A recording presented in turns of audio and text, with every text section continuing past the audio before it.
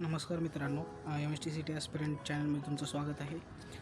जसं की आज 9 एप्रिल आहे. 9 एप्रिल वेडनेसडे दिवशी जे आपलं MSTCTचं ॲडमिट कार्ड जे रिलीज झालेलं आहे, तर तुमचं MSTCTचं काय एक्झामिनेशन डेट आहे ते कॉमेंटमध्ये सांगा. जर माझं बघायचं असेल तर मी ड्रॉपर आहे, तुम्हाला जसं की माहितीच आहे. आणि माझी एक्झामिनेशन डेट जी आहे 23 एप्रिलला जे आलेली आहे. आणि त्यानुसार माझ्याकडे 10 ते 12 दिवस चांगले इफेक्टिव्ह 10 डेज मी करू शकतो स्टडी. आणि त्यामध्ये मॉक पण मी पहिले दिलेले आहेत 7 ते 8.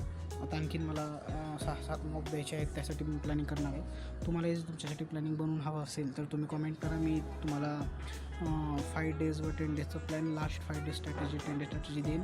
कारण सर्वात महत्त्वाचे आपल्या प्रिपरेशनमध्ये हे शेवटचे 5 ते 10 दिवस असतात. वर्षभर आपण काय करतो ह्याच्यापेक्षा शेवटी आपण किती इफेक्टिव्हली रिवाईज करतो हे महत्त्वाचं असतं.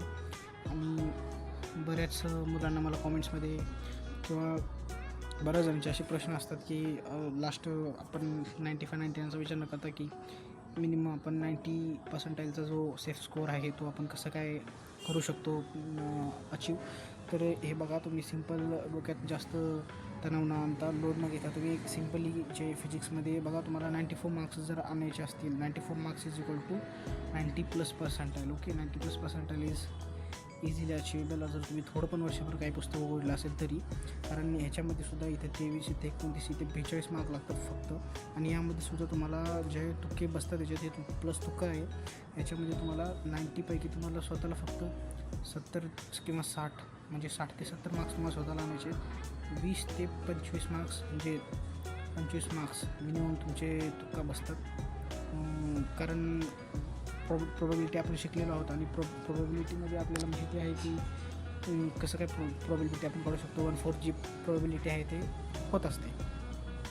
तर तुम्ही 60 मार्क्सची प्रिपरेशन जरी केली तरी तुम्हाला इथे इझिली 30+ किंवा 35पर्यंत तुक्के बसतात. तिन्ही सब्जेक्टचे म्हणून मी म्हणतो आहे. तर ते आरामातच बसतात. तुम्हाला 95पर्यंत जायला कोणी रोखू शकत नाही. Is equal to 92%. आणि in the worst case scenario ते 90%पर्यंत आरामात जे बनवू शकतात. तर ठीक आहे, आता तुम्ही एक्झामसाठी प्रिपेअर करा.